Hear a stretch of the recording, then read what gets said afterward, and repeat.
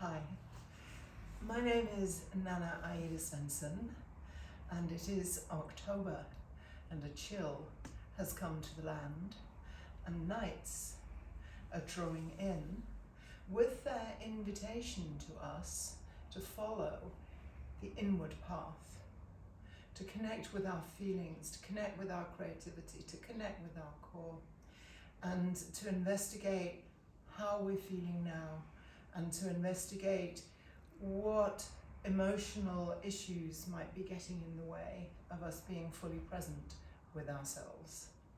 So it's an exciting time in a sense. And Yvonne has asked me to read a poem. She's requested a specific poem, actually, to do with anger, which is a little unusual for me. And the original version, A Cry from the Heart, is in the book, which I now can't find, but it's in the book called A Touch of Nordic Light. And I have written it and embellished it to some degree to bring it more into line with the present situation. Here it is, A Touch of Nordic Light. And I've been noticing that a lot of people are really quick to anger these days. I'm not surprised. They're very intense times and very insecure times for a lot of people, and our nervous systems are overwrought, and so it's easy for anger or other emotionality to come to the surface. And anger's companion, depression, is also profoundly around. And I think of it as anger's cousin because depression is often to do with feeling a sense of anger and not feeling safe to own it or recognize it, not necessarily act it out, but to recognize what is the message behind the anger, and feeling that there's no way you can go and nothing that you can do about the current situation that you're in. And that can definitely lead to a sense of depression, and that is hugely prevalent in our culture as well. And Carl Lindstrom, in his excellent dictionary of feelings, describes feelings as messengers from the soul, and that what you want to do is get their message. And anger, he suggests, is a message from the soul saying that it's not getting its profound needs and fundamental values met. And that's the information, that can be good information to get. That's different to ego's anger, where your idea of who you are and what you should be doing and what others should be doing can be coming up. Soul's anger is more profound and more at the essence of who you are than that.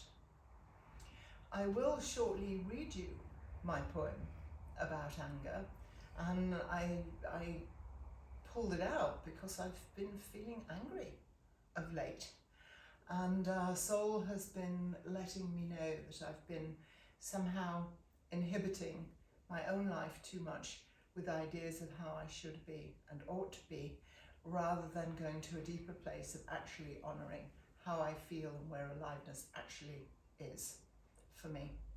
But before I go to the poem, I want to share with you a favoured quote at the moment. It's by Parker Palmer. It really resonates for me, and you can see if it resonates for you.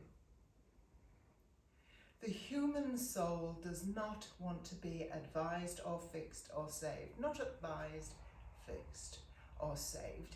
It simply wants to be witnessed, to be seen, heard, and companioned exactly as it is.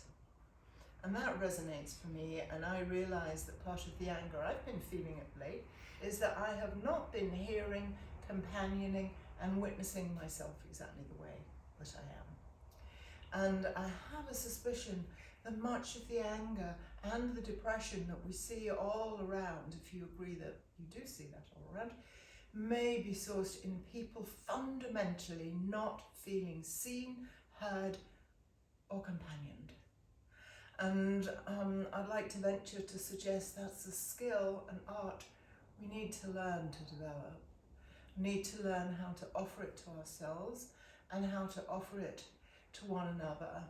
And it takes work because most of us have grown up in a culture that does the opposite. It schools, reprimands, judges, tells you how you ought to feel, what you ought to do. Very, very little companioning for how you actually are. And that can be a great source of anger. And not only that, a great source of shutting down the feelings. If time and again you express your genuine feeling and you're shamed for it, in the end, you start to disconnect from those feelings. And when you don't have your feelings, there's an important part of your wisdom you don't have access to. And when you don't have your wisdom, intelligence goes down. Reactivity to situations goes up. And you can see the pain of that in much of the culture, and we're suffering under that in much of the culture that we currently inhabit. There is hope though. Many, many, many are waking up, wanting to reclaim their source of aliveness and their genuine sense of themselves. Nevertheless, there's a ways to go, and there's healing in that journey to do that, and sometimes expert help can be needed. So in a second, I would actually like to read you my poem. However, I do need a quick sip of sustaining tea first.